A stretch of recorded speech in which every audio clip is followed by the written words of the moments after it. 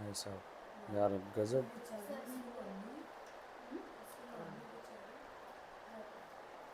अभी हाँ अभी परसों इसके डैड का वो 1 ईयर का होता है ना वर्ष स्टार्ट का एंड देन बेटा का मतलब मेरा कल रो के बुरा हाल हुआ था। बाप रे, भगवान उसकी आत्मा को शांति दे। चलो आ जाओ, स्टार्ट करें हम लोग। बच्चों प्लीज़ ध्यान देना, 12th standard book keeping and accountancy partnership account हम लोगों ने स्टार्ट किया था, राइट। कुछ चीज़ें आप लोगों को मैंने बताई थी।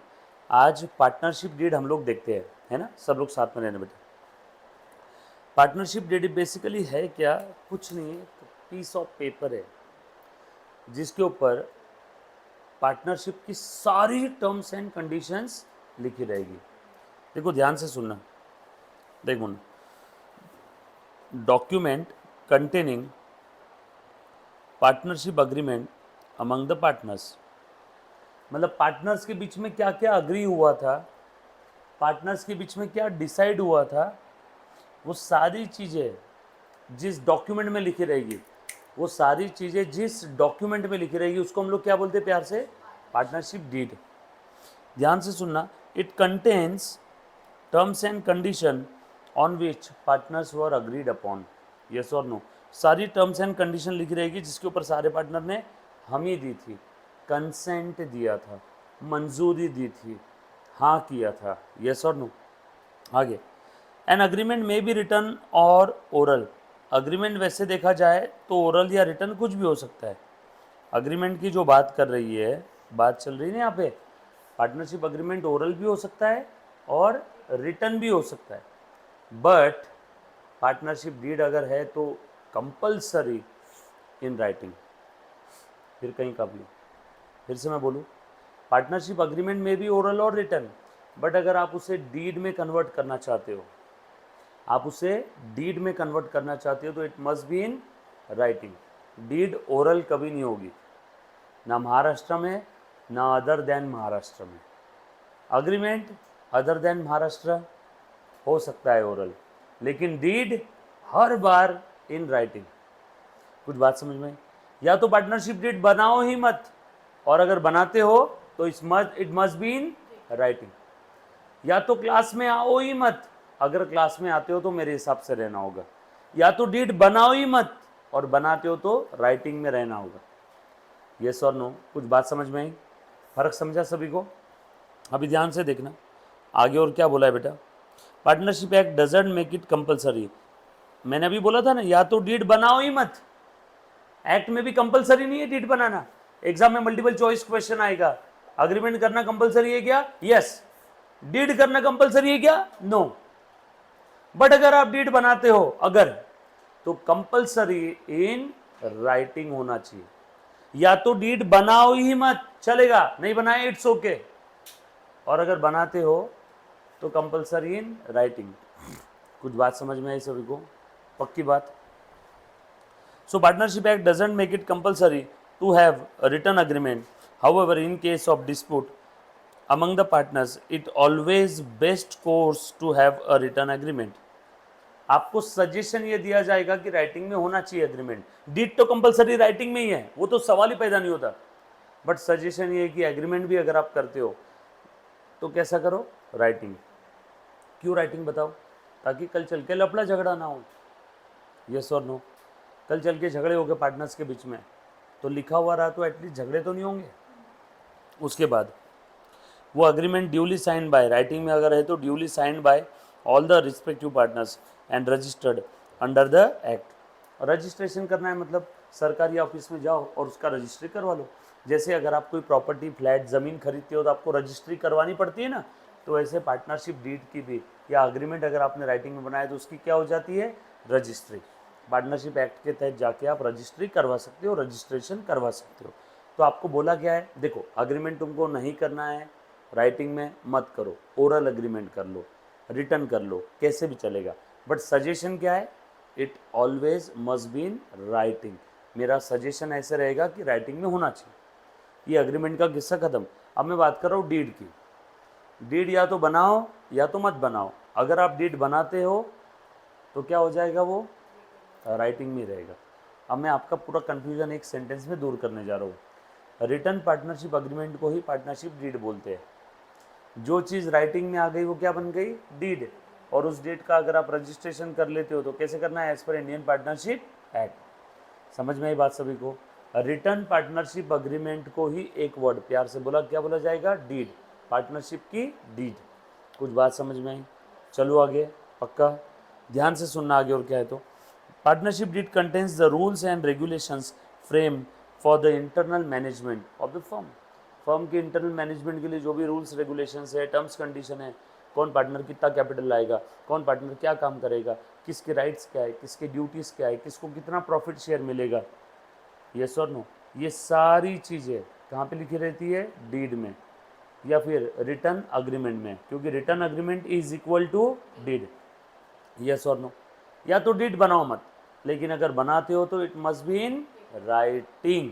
यस और नो। उसके बाद आगे और देखना है, कंटेंट्स ऑफ पार्टनरशिप डीड। काफ़ी बार एग्जाम में पूछा हुआ सवाल, पार्टनरशिप डीड में कौन कौन सा कंटेंट होता है।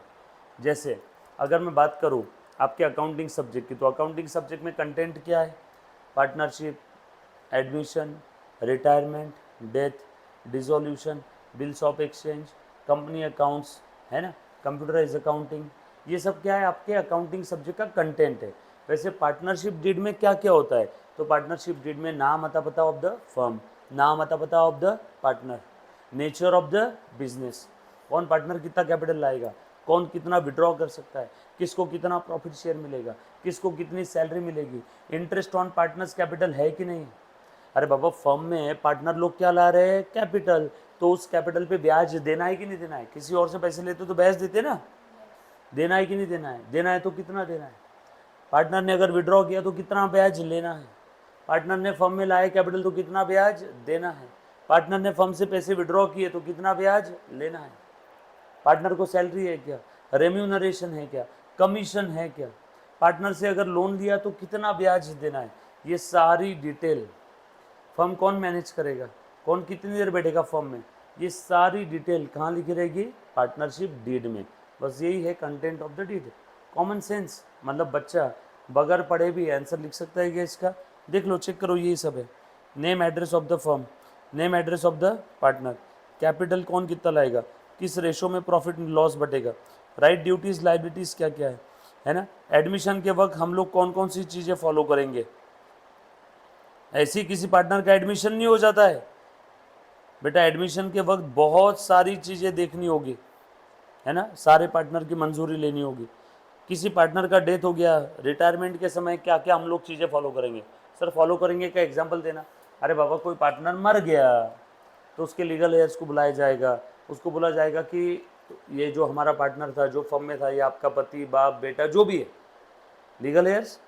मरने के बाद उसकी प्रॉपर्टी का जो मालिक रहता है उसको क्या बोलते हैं, लीगल हेयर्स। तो उसको बुलाया जाएगा और बोला जाएगा कि ये जो थे बहुत अच्छा काम किए हमारे साथ में, हमें बहुत दुख होता है कि आज भगवान के पास चले गए, ये आज गए, साल शुरू हुआ आज के 6 महीने पहले, तो 6 महीने का प्रॉफिट आपको मिलेगा। यस और नो, यस यस। उसके बाद rate of interest on capital, loan, drawing, interest on capital कितना है, इंटरेस्ट ऑन ड्राइंग कितना है, पार्टनर से लोन लिया तो उसको कितना ब्याज देंगे। ये सारी डिटेल क्यों लिख रहे हैं, इतना डिटेल, कल चल के झगड़ा नहीं होना चाहिए। कल चल के अगर कुछ मैटर होता है तो हम लोग किसको फॉलो करेंगे, अग्रीमेंट को। और अग्रीमेंट अगर कुछ बातों से रिलेटेड साइलेंट है, कोई ऐसी बात पे झगड़ा हो गया जिसके बारे में अग्रीमेंट में भी कुछ नहीं लिखा है, तो किसको फॉलो करेंगे, पार्टनरशिप एक्ट को। यस और नो। और पार्टनरशिप एक्ट में भी कुछ चीज़ें क्लियर नहीं है तो वो चीज़ कहाँ जाएगी, कोर्ट में, फिर जज उसके बारे में आपको बताएगा कि कैसे करना चाहिए। यस और नो। फिर हम लोग वहाँ से कहाँ चले गए, लॉ के अंदर में चले गए। क्लियर। सो अगर पार्टनरशिप में कुछ भी लफड़ा होता है तो सबसे पहले क्या फॉलो करेंगे, अग्रीमेंट। अग्रीमेंट अगर साइलेंट है कुछ मैटर्स पे तो क्या फॉलो करेंगे, डीड, सॉरी एक्ट, है ना।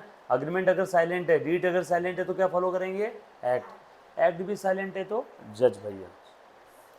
उसके बाद सैलरी कितनी रहेगी पार्टनर को, कमीशन है कि नहीं है तो कितना है, सेटलमेंट ऑफ अकाउंट, कोई पार्टनर अगर छोड़ के जाता है, फर्म डिसॉल्व हो जाती है, तो इनका अकाउंट कैसे सेटल होगा, पैसे दिए जाएंगे, या पार्टनरशिप फर्म की कोई असेट दी जाएगी, कैसे दिया जाएगा, कितने दिनों में देंगे, लेट हुआ तो ब्याज देंगे क्या। जैसे एक पार्टनर आज फर्म छोड़ के चला गया, लेकिन उसका जो कुछ लेना बनता था फर्म से वो उसको दिया 6 महीने बाद, तो बोलेगा ना भैया 6 महीने का ब्याज दो, लेट दे रहे हो आप, यस और नो।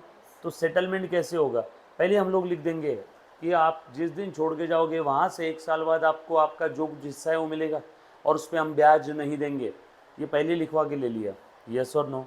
तो फर्म अपने हिसाब से या रिमेनिंग पार्टनर अपने हिसाब से सारी टर्म्स कंडीशन लिखवा के लेंगे, यस और नो। चलो आगे। देन मेथड्स ऑफ सेटलमेंट है ना, related to disputes among the partner. Partners के बीच में डिस्प्यूट हुआ तो क्या करना है, तो पार्टनरशिप अग्रीमेंट में लिखा रहेगा। डिस्प्यूट हुआ तो हम लोग इस थर्ड पार्टी के पास जाएंगे। डिस्प्यूट हुआ तो हम लोग फर्म में जो कुछ है उस दिन डिसॉल्व कर लेंगे। डिस्प्यूट हुआ तो फर्म के अंदर में जो भी एसेट जिसने जो पार्टनर ने लाई वो लेके चला जाएगा, जो भी चीज़ें रहेगी वो सब फर्म में पार्टनरशिप डीड में लिखा रहेगा। क्लियर है। उसके बाद एनी अदर मैटर जो उनको लगता है ठीक है। लास्ट वाला पॉइंट इतना ओपन है, मतलब ये रियल लाइफ में पार्टनरशिप डीड में क्या सिर्फ इतना ही कंटेंट होता है क्या, 11 पॉइंट, नो, 1100 पॉइंट भी हो सकते हैं। हर वो चीज़ जो आपको लगता है कि इससे कल चल के प्रॉब्लम हो सकती है लिख दो। और मैं एक भविष्य आज आपको प्रिडिक्ट कर रहा हूँ, आज के 50 साल बाद शादी के लिए एक डीड बनेगी। शादी जब होगी ना लड़का लड़की की या लड़के लड़की की या लड़की लड़की की, है ना, आज तो सब है मेरे ख्याल से सभी अलग हो गया काफ़ी जगह पे, तो डीड बनेगी।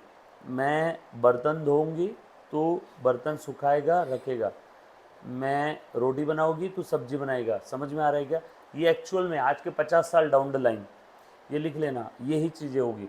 क्योंकि डिस्प्यूट्स होते हैं काफ़ी सारे, और उस कारण से क्या इन दो मूर्खों के चक्कर में बच्चों का करियर बर्बाद हो जाता है। समझ में आया क्या, इसीलिए डिस्प्यूट नहीं होने चाहिए। इसीलिए आज के 50-1 साल बाद मुझे ऐसा लगता है, व्हाट आई फील, ये मेरा पर्सनल ओपिनियन है, मुझे ऐसा लगता है कि आगे जाके ये चीज़ें आ जाएगी। गॉड ओनली नोस क्या होगा। तो खैर छोड़, ये समझ में आए सभी को। इसके बारे में किसी बच्चे को कोई डाउट है तो प्लीज़ एक बार पूछो। एग्जाम में 4 से 6 नंबर के लिए कंटेंट ऑफ पार्टनरशिप डीड पूछा जाता है, राइट, पक्का। ये जो पॉइंट है जो मैंने हाईलाइट किए हैं दिख रहा है क्या, ये पॉइंट आपके आंसर में आने चाहिए। तो क्या आप लोगों ने भी हाईलाइट किए ये पॉइंट?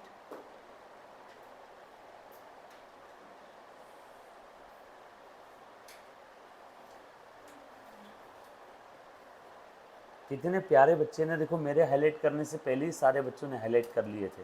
मतलब I am very lucky to have such wonderful students. बहुत बढ़िया। प्रवचन सुनना कितना मस्त लगता है ना, बस ऐसे तुम बैठ गए, हम सुनने कैसे आपको? सुनो और लिखो एक साथ करो।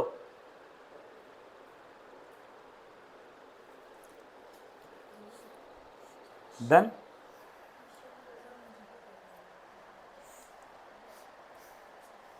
हाईलाइटर है,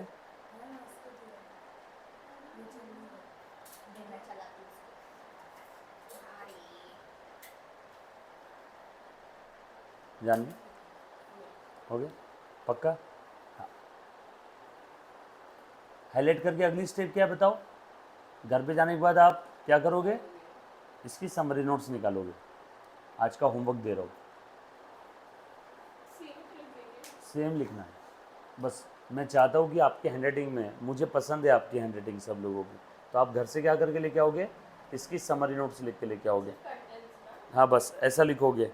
देखो सर समरी नोट्स बनाना कैसे वो भी बता देता हूँ, तो आपको क्या कभी तकलीफ नहीं आएगी। जैसे है ना, आप टॉपिक का नाम लिख दोगे, content of partnership deed.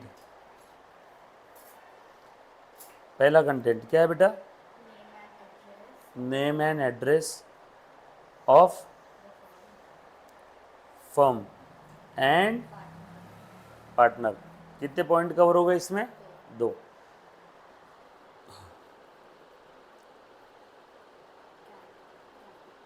Capital contribution, तीसरा पीएसआर, चौथा right duties and liabilities of the partners. Procedures और provisions related to admission, retirement, death. Then interest on capital, interest on drawing, interest on loan, salary, commission and remuneration.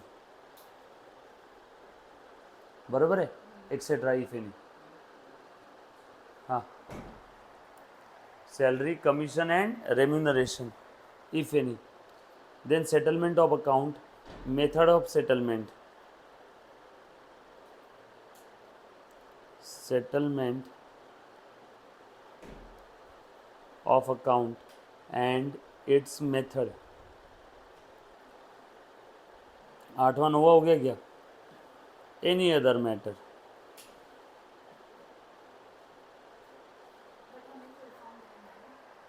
क्या बोले बेटा? चलेगा, summary notes आप थोड़ी shortcut में भी लिखोगे तो भी चलेगा. वो समरी नोट्स क्यों है? एग्ज़ाम के समय एक रात पहले आप क्या पढ़ोगे? आपकी लिखी हुई समरी नोट्स, है ना, ये लिखना है ऐसे. आज का आपका होमवर्क है, कल सभी ने बना करके लेके आना है बेटा. ये बता दिया है कैसे बनाना है. तो सर ये समरी फिर इसकी भी बना के लेके आ जाएंगे हम लोग. किसकी याद आया क्या कुछ? हाँ, फीचर्स ऑफ पार्टनरशिप फर्म की. आप ऐसी डायग्राम भी बना सकते हो और यहाँ पे एक एक सेंटेंस में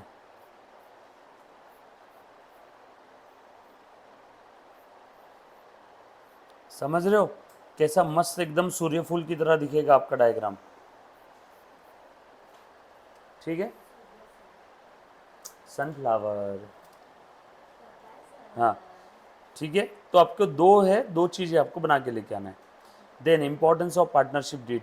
Y partnership deed is important? तुम बताओ. तो अभी इतना आपने जानकारी ली है पार्टनरशिप डीड के बारे में, ऐसी कॉमन सेंस अप्लाई करके बताओ क्यों इम्पोर्टेंट है. हाँ बोल.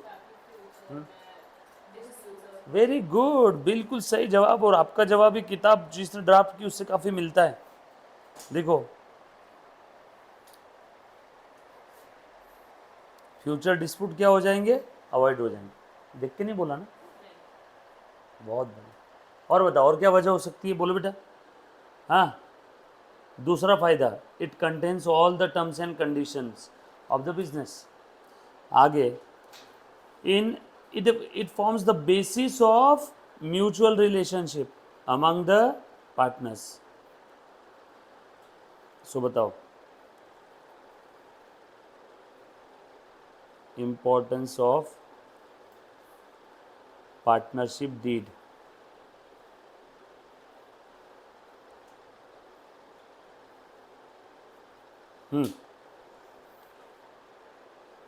बोलो बेटा. it contains all TNC. it forms basis of, लिखो लिखो मेरे साथ साथ, म्यूचुअल रिलेशनशिप. तुम बताओ, एक हस्बैंड वाइफ के बीच में जो रिलेशनशिप होता है उसकी बुनियाद किस भरोसे पे होती है? बुनियाद, नींव. नींव नींव. हाँ, तुम किस भरोसे पे खड़े होते हो? तुम्हारे पैरों के. तो तुम किस भरोसे पे खड़े हो? तुम्हारे पैरों के भरोसे. यस और नो? तुम आज पुणे में किन के भरोसे हो? तुम्हारे मम्मा पापा के भरोसे. यस और नो? तो वैसे ही हस्बैंड वाइफ या बॉयफ्रेंड गर्लफ्रेंड अगर है तो उनके रिलेशनशिप की बुनियाद किस बेसिस पे? बताओ मुझे. ट्रस्ट. वैसे ही पार्टनर्स के रिलेशनशिप की बुनियाद क्या है? बताओ मुझे. पार्टनरशिप डीड और अग्रीमेंट. यस और नो? और तीसरा इम्पोर्टेंस, हम लोग यहाँ पे क्या देख रहे बेटा? Why partnership deed is so much important. ध्यान देना बेटा, बरोबर. और तीसरा,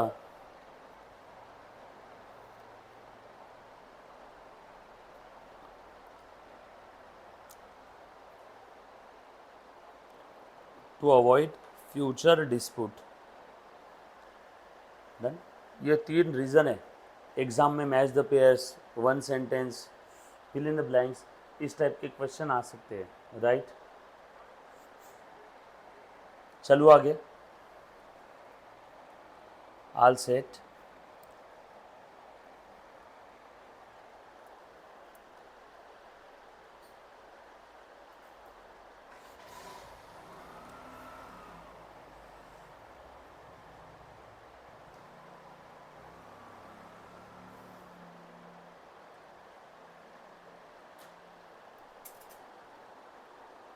लिया पक्का? नाउ मोस्ट इम्पॉर्टेंट, देखो इसका मैंने समरी आपको यही बना के दे दिया, प्लीज़ समरी बनाना। हाँ सबने, मेरी इच्छा बिल्कुल नहीं है कि मैं आप लोगों को डांटूं, तो आप सब लोग समरी नोट्स बना के लेके आओगे। मेरी ये भी इच्छा नहीं कि मैं आपके पेरेंट्स को कॉल करूं, तो आप लोग प्लीज़ समरी बना के लेके आओगे।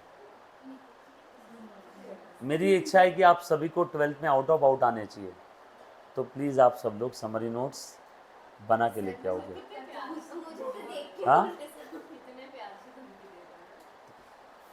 मेरा हर काम प्यार से।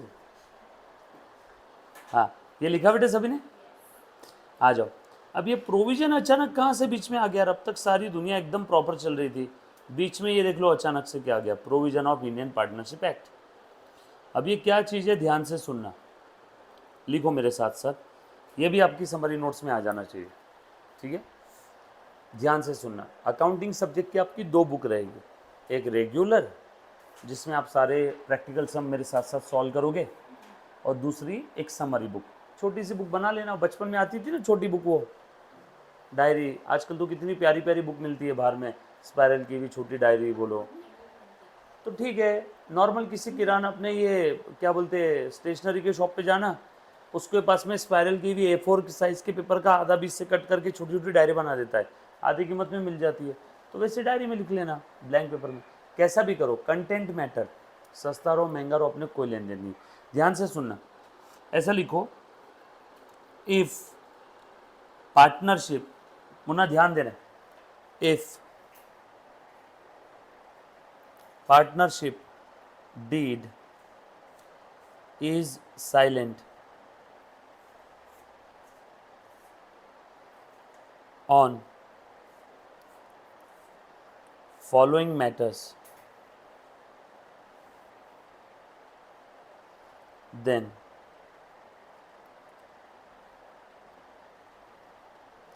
follow Indian Partnership Act 1932। क्या बोला बेटा मैंने? अगर डीड में कुछ बातें नहीं लिखी है, डीड में कुछ बातें आप लिखना भूल गए, या कुछ ऐसे मुद्दे जो डीड में आना चाहिए था बट शायद आप लेना भूल गए या नहीं दिया, तो आप किसको फॉलो करोगे? इंडियन पार्टनरशिप एक्ट को, बरोबर है? सर हमें ये याद रखना है। याद हो ही जाएगा, इतने बार मैं बोलूँगा, 100 200 500 बार तो याद हो जाएगा। पार्टनरशिप एक्ट कब आया था? आज़ादी के 15 साल पहले। बोल, आज़ाद कब हुआ देश? तू मारेगी मैं मारूं?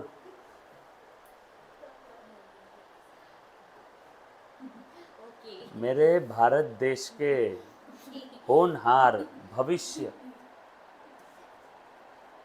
ग्लेशियर पिघल जाना चाहिए, उस ग्लेशियर के पानी में ऐसे लोग डूब के। सो बताओ कब हुआ भारत आज़ाद? कब हुआ? 7, तो उसके 15 साल पहले यानी 1932 में क्या आया था बता? Indian partnership act. यस और नो? आ जाओ, ध्यान देना सब।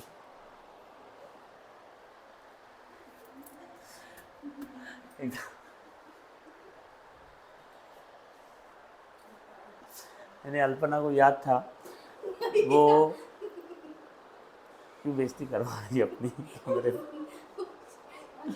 अल्पना को याद था, बट क्या मज़े ले रही थी एक बच्ची हमारे। तो ध्यान से सुनना बेटे सब लोग, इंडियन पार्टनरशिप एक्ट 1932 क्या चीज़ है? अगर डीड आपका साइलेंट है कुछ मुद्दों पे, यानी डीड में अगर कुछ लिखा नहीं है, तो हम लोग क्या फॉलो करेंगे बताओ? Indian partnership act 1932। यस और नो? सो ऐसे कौन कौन से मुद्दे हैं जिसके ऊपर डीड अगर साइलेंट है तो आईपीए के पास जाना है? ऐसे कौन कौन से मैटर्स है कि जिसके ऊपर डीड साइलेंट है तो हम लोग किसके पास जाएंगे? आईपीए के पास। चलो देखो, सबसे पहला वाला मैटर, डीड में कुछ नहीं लिखा है आपको समझाने के लिए। For example, if partnership deed is silent regarding profit sharing ratio, if partnership deed is silent regarding profit sharing ratio, नहीं नहीं, मैं वो एक जो था ना, क्या बोलते हैं उसको, मेरे भैया की लड़की गाना सुन रही थी, मैं तो सो रही थी, मुझे बिल्ली ने जगाया, बोली म्याऊं म्याऊं। तो वो गाना सुन रही थी यूट्यूब पे, तो मैं उसको बोला इधर आ, वो गाना बंद कर, बैठ। और मैंने कुछ सवाल पूछे उसको जो उसके सिलेबस का है, तो उसको याद नहीं आया। तो मैंने बोला अब ऐसा गाना बोल, मैं तो सो रही थी, मुझे मेरे चाचू ने मारा, साय साय साय।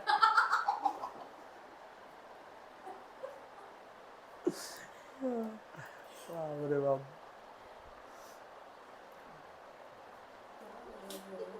देश का क्या होगा रे अल्पू? मुझे क्या पूछो सर?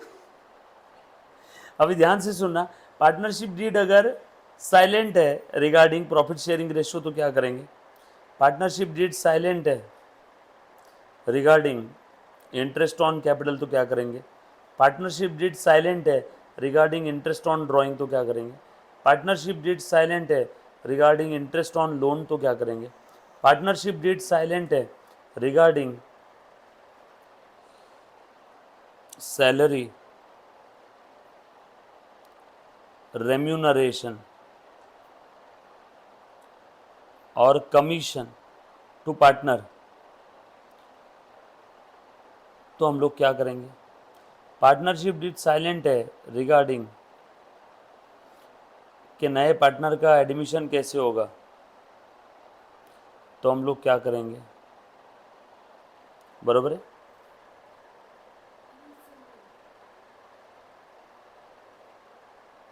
पार्टनरशिप डीड साइलेंट है रिगार्डिंग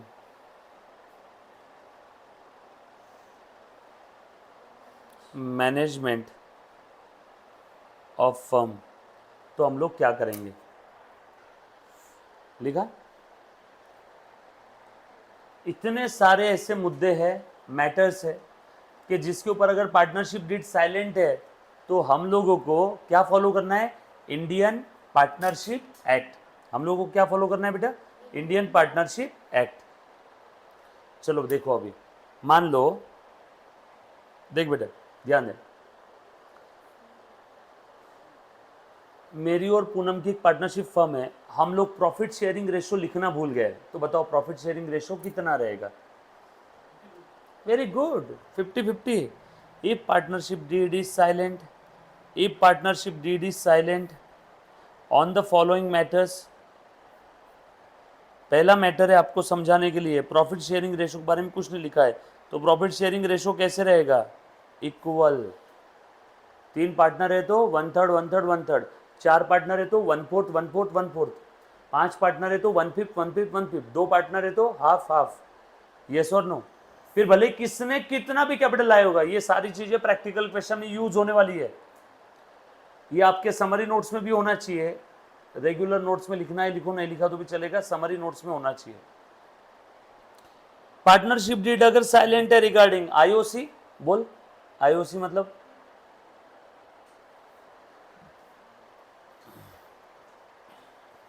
मैंने बोला था, very good, interest on capital. IOD interest on drawings. IOL interest on loan from partner, firm ने पार्टनर से लोन लिया। ठीक है, लिखो बेटा डिटेल में सब लोग।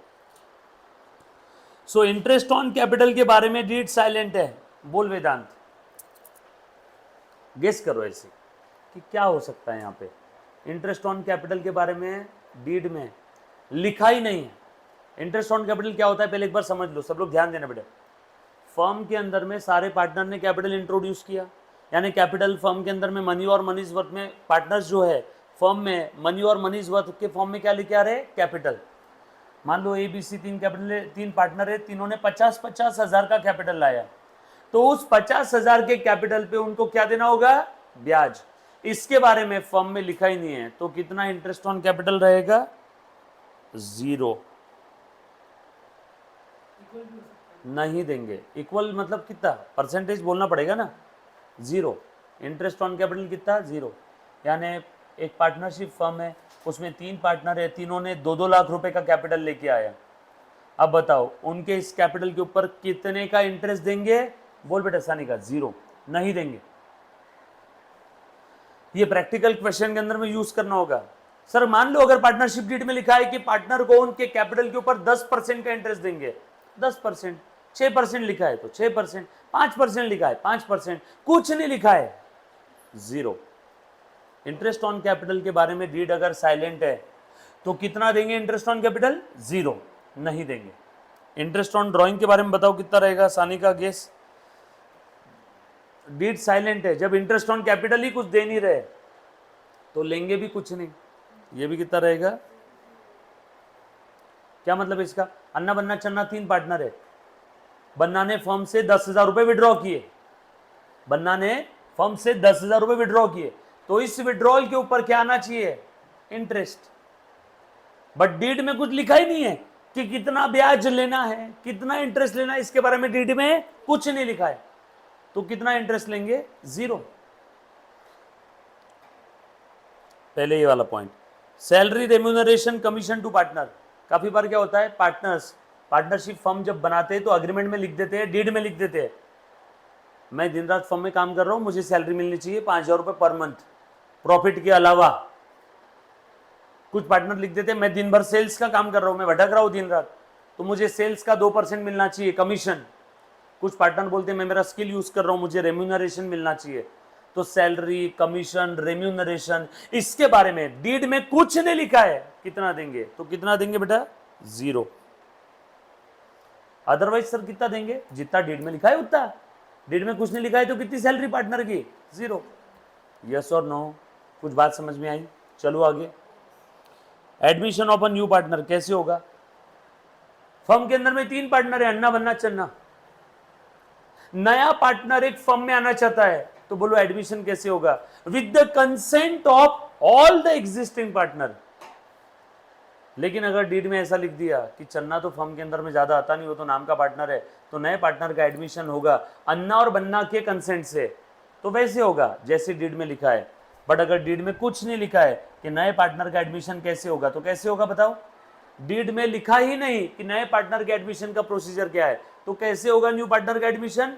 With the consent of all the existing partner.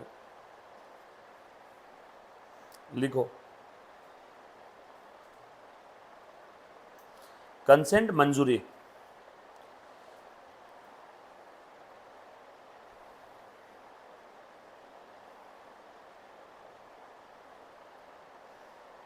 Management of firm कैसे होने वाला है?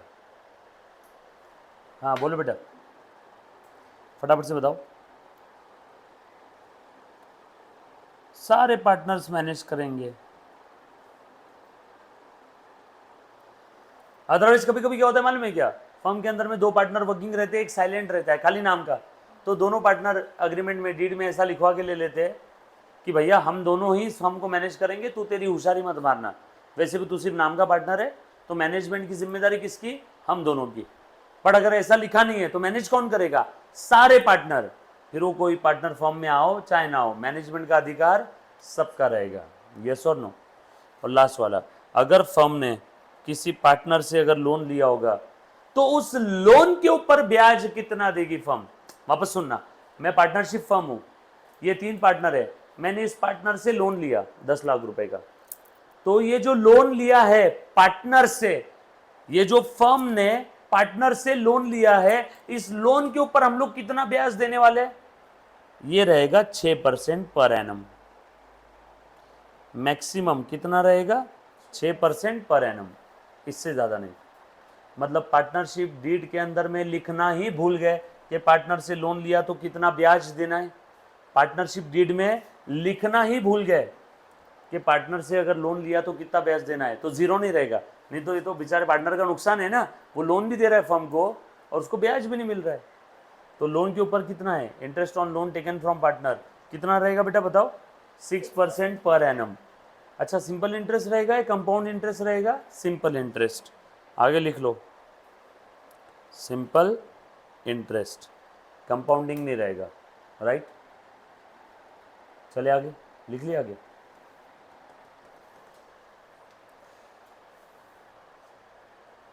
डन,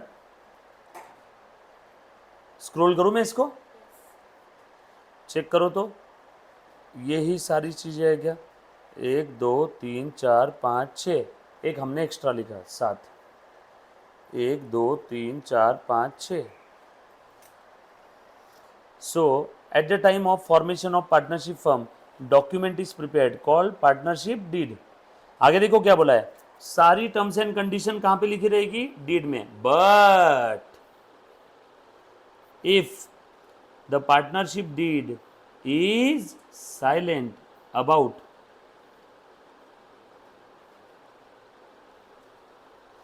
एनी पॉइंट, तो क्या करेंगे, डिस्ट्रीब्यूशन ऑफ प्रॉफिट के बारे में डीड में लिखना ही भूल गए, कौन पार्टनर कितना प्रॉफिट लेगा, तो कितना रहेगा बेटा, इक्वल। कुछ समझ में आया क्या रे, इंटरेस्ट ऑन ड्राइंग के बारे में लिखना ही भूल गए, तो कितना रहेगा,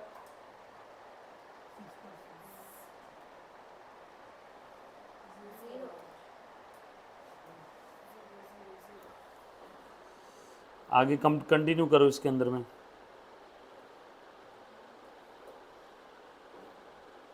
ऐसा लिखो, if deed is silent then no interest on drawing, ऐसा लिखो।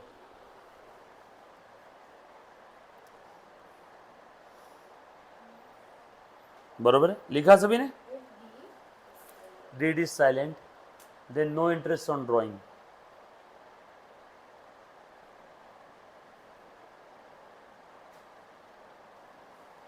लिखा गया, ये करेक्ट पॉइंट होना चाहिए यहां पे।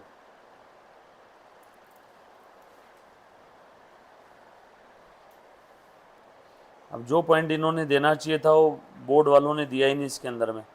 आ जाओ, मैं यहाँ पे आपको ऐड करवा देता हूँ, अभी ध्यान से देना बेटा, ये पॉइंट देना चाहिए था, ये दिया नहीं है HSC बोर्ड के बुक में। इन्होंने इसके बदले कौन सा पॉइंट दे दिया, पार्टनर ने फर्म से पैसा विड्रॉ किया, सही है ना, पार्टनर ने फर्म से पैसा विड्रॉ किया और उसकी date of drawing not given.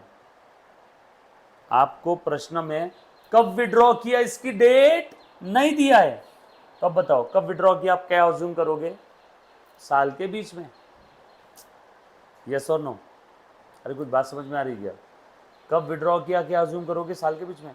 जैसे मैंने बोला कि बच्चों कल, आज की क्या तारीख है, 20 है ना, कल 21 तारीख को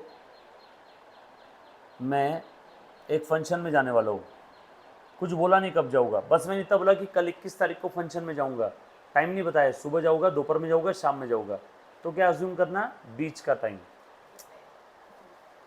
सुनो बच्चों, मैं 10 से 15 लाख रुपए महीने का कमाता हूँ, क्या बेस्ट अजम्पशन रहेगा यहाँ पे, सर 10 से 15 मतलब 10 + 15 डिवाइडेड बाय 2, यानी 12.5 लाख के आसपास कमाते। आप क्या लेते हो, जब भी कोई चीज़ पता नहीं तो आप क्या लेते हो, एवरेज। अरे ये सर नो, आप क्या लेते हो, एवरेज। और ये 12.5 लाख देखो तो बरोबर इन दोनों के बीच में आया क्या, 10 लाख से 2.5 लाख ज़्यादा और 15 लाख से 2.5 लाख कम, बरोबर बीच का पॉइंट है ना। तो बस वही यहाँ पे लिखा है कि डेट ऑफ ड्राइंग अगर नहीं दिया है then assume centre of the year, और centre of the period, centre कब आता है, 6 महीने बाद, यानी साल के बीच में विड्रॉ किया होगा, तो कितने महीने का ब्याज लेंगे उससे, 6 महीने का। आसान भाषा में इंटरेस्ट ऑन ड्राइंग निकालते वक्त अगर डेट नहीं दिया है तो हम लोग क्या अज्यूम करेंगे, साल के बीच में उसने विड्रॉ किया होगा। कौन सी डेट अज्यूम करेंगे बेटा, साल के बीच में उसने विड्रॉ किया होगा। ये डेट हम लोग अज्यूम करेंगे। ये बात समझ में आई क्या? पक्की बात, डन। उसके बाद इंटरेस्ट ऑन पार्टनर्स लोन के बारे में कुछ नहीं दिया, बोलो कितना रहेगा? 6। इंटरेस्ट ऑन कैपिटल के बारे में नहीं दिया है, बोलो कितना रहेगा? Not. Not means 0। Salary commission to partner नहीं दिया है, बोलो कितना रहेगा? No salary, no commission, no allowance, no remuneration, no no no no. Admission के बारे में कुछ बोला नहीं है तो consent of all the partners, उनके कंसेंट के बगैर किसी भी पार्टनर का एडमिशन होगा ही नहीं। कुछ बात समझ में आई सभी को? अरे guys, are you getting my point? Yes और नो? हो गया है? चलो आगे। Now most important part, methods of capital account. जब कभी भी कोई पार्टनर का कैपिटल अकाउंट हम लोग बनाते हैं, उन्हें ध्यान देना। सर कैपिटल अकाउंट क्यों बनाना है? भूल गए क्या? लेजर पोस्टिंग हम लोग करते थे, जर्नल एंट्री, एंट्री के बाद पोस्टिंग, पोस्टिंग के बाद बैलेंसिंग, यस और नो? तो लेजर पोस्टिंग हम लोग जो कर रहे हैं, लेजर पोस्टिंग से हम लोगों को बाद में आगे क्या मिलती है? इंफॉर्मेशन। तो पार्टनरशिप फर्म में हर एक पार्टनर का कैपिटल अकाउंट, बोल जानवी, क्या करना होगा? बनाना होगा। वो कैपिटल अकाउंट प्रिपेयर करने के लिए 2 मेथड है, एक है फिक्स और दूसरी है फ्लक्चुएटिंग। बराबर है क्या? अब फिक्स और फ्लक्चुएटिंग मेथड क्या चीज़ है मैं आपको बताता हूँ, ध्यान से सुनना। आप ऐसा लिखो, अब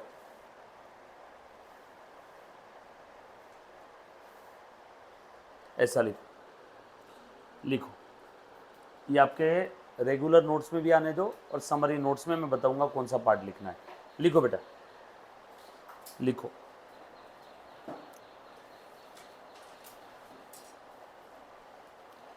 पार्टनर्स कैपिटल अकाउंट मेथड्स।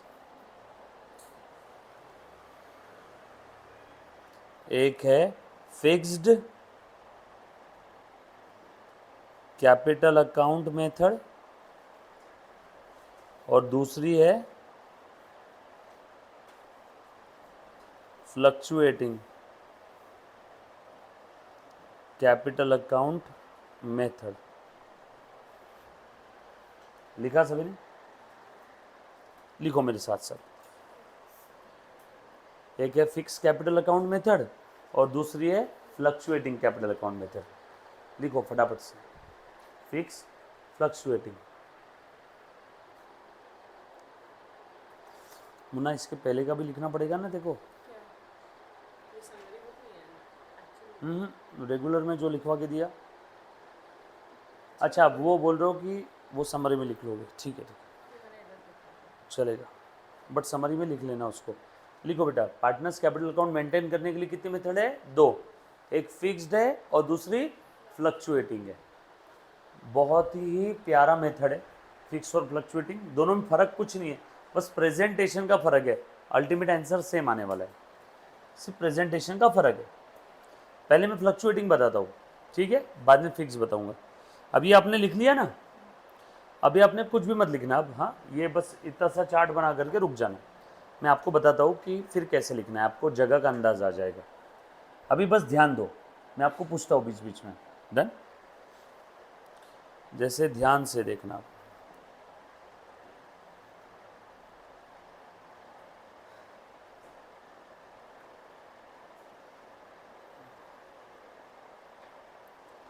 जैसे मान लो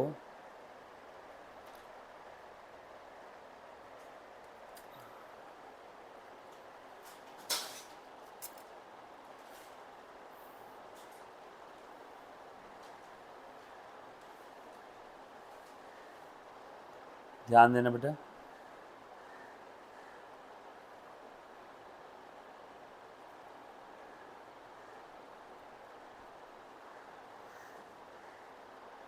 ये क्या बना रहा हूँ मैं, देखो तो पार्टनर्स कैपिटल अकाउंट, ये मैंने क्या बनाया? Partners capital account. ना ध्यान देना, left side debit side, right side credit side. देख बेटा जानवी, देख तो, पर्टिकुलर्स अमाउंट, पर्टिकुलर्स, अमाउंट। चलो अब मैं आपसे सवाल पूछ रहा हूँ, आपने मुझे जवाब देना है। पार्टनर ने फर्म में कैश लेके आया 10,000 रुपये, बोलो एंट्री क्या रहेगी? पार्टनर ने फर्म में कैपिटल लाया 10,000 का, तो फर्म में कैश आ गई क्या? कैश ये क्या है? एसेट। एसेट का डेबिट बैलेंस, कैश बढ़ गई फर्म में, डेबिट बैलेंस वाला अकाउंट बढ़ा तो क्या लिखेंगे? Cash account debit. टू किसने लाया? ओनर ने, तो टू कैपिटल। बट यहाँ कैपिटल बोलने से अच्छा क्या बोलेंगे? Partners capital. तो क्या बोलेंगे? To partners capital. तो पार्टनर्स कैपिटल के क्रेडिट में क्या लिखूं मैं? By cash. ऐसी पोस्टिंग करेंगे ना? अरे यस और नो? क्लियर? ये पोस्टिंग समझ में आई क्या सभी को? Cash brought in by the partner, P means partner. सही है क्या? ये समझ में आया क्या एंट्री? पहले एक बार बताओ। अरे एंट्री अगर इसकी करते तो क्या करते हैं? ऐसी करते ना, cash account debit to partners capital account, posting कर दो पार्टनर्स कैपिटल के क्रेडिट में बाय कैश, और जहां भी कैश अकाउंट बना होगा उस कैश के डेबिट में टू पार्टनर्स कैपिटल। अरे डेबिट का क्रेडिट, क्रेडिट का डेबिट, यस और नो गाइस? क्लियर? ये कैश अकाउंट तो बनाने के लिए बोला नहीं है। उसके बाद उसने कुछ विड्रॉ कर लिया फर्म से, चलो देखो तो, बोलो एंट्री क्या रहेगी? To drawing account. मान लो फर्म से विड्रॉ कर लिया, विड्रॉ करते तो एंट्री क्या रहती बताओ तो जरा? उसने फर्म से पैसे विड्रॉ किए, ड्रॉइंग अकाउंट डेबिट, बोलना टू कैश अकाउंट। फर्म से विड्रॉ किया है, ड्रॉइंग, ड्रॉइंग का डेबिट बैलेंस, विड्रॉ करने की वजह से ड्रॉइंग बढ़ेगा तो ड्रॉइंग अकाउंट डेबिट। और क्या विड्रॉ किया? कैश। कैश कम हो गई, कैश का भी डेबिट बैलेंस, कैश कम हो गई तो कैश को क्या करो? Credit. So drawing account debit to cash. ये मैंने ड्रॉइंग अकाउंट बनाया। और ये कौन सा अकाउंट है? कैश। ड्रॉइंग के डेबिट में क्या लिखो? टू, ऐसे लिखते हैं ना पोस्टिंग। और कैश के क्रेडिट में बाय, बोलो ना जोर से, हाँ, बाय ड्रॉइंग अकाउंट।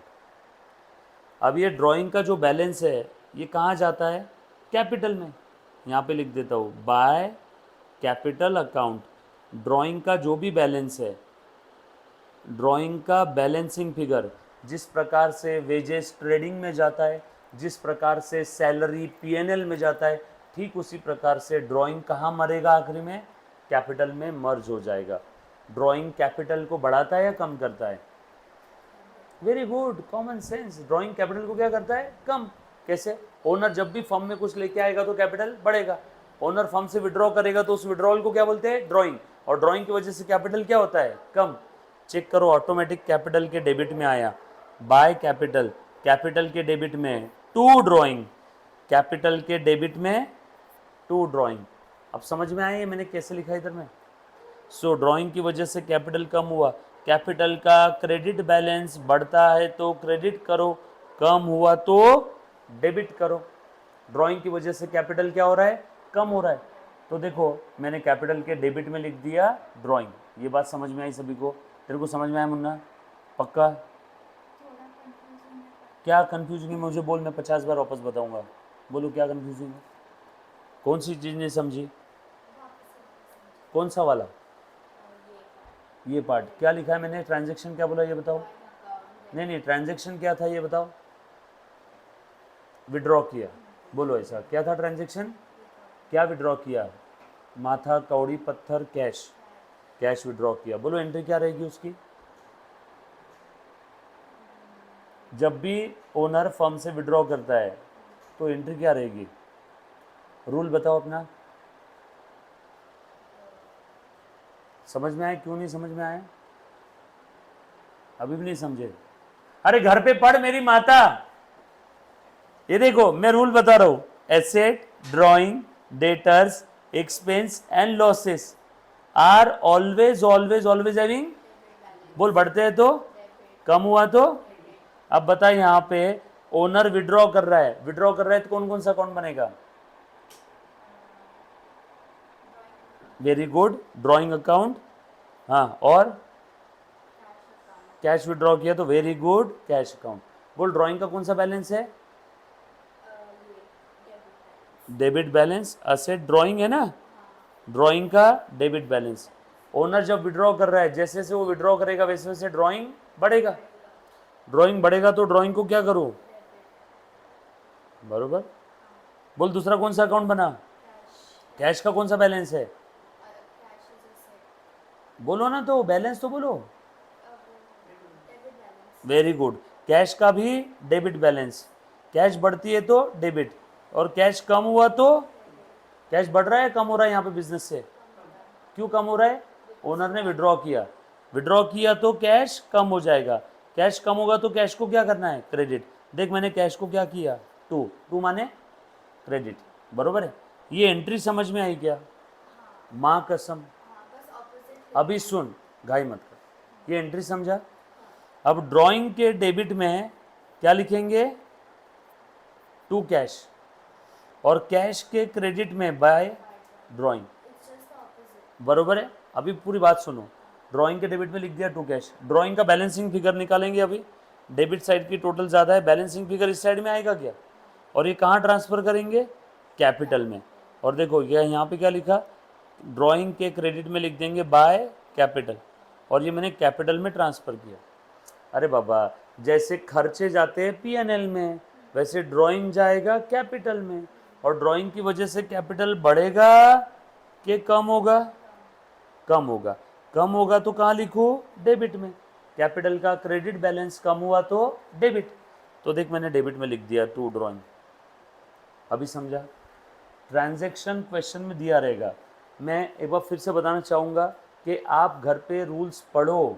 आप रूल्स नहीं पढ़ रहे हो, आप घर पे रिवाइज नहीं कर रहे हो। ये कब होती है दिक्कत? अगर आप रिवाइज नहीं करते हो। मैंने तेरी कसम सानिका को अलग से कभी नहीं पढ़ाया, ना ही मैंने कभी उससे फ़ोन पे बात करके उसके कॉन्सेप्ट क्लियर किए। जितना मैं यहाँ पे तुझे पढ़ाता हूँ, उतना ही सानिका, जानवी, वेदांत और पूनम को भी पढ़ा रहा हूँ। सिर्फ इतना है कि ये लोग घर से पढ़ के आ रहे हैं, और अपन अगर घर से नहीं पढ़ेंगे तो मुझे समझ में आ जाता है कोई बच्चे ने अगर नहीं पढ़ा।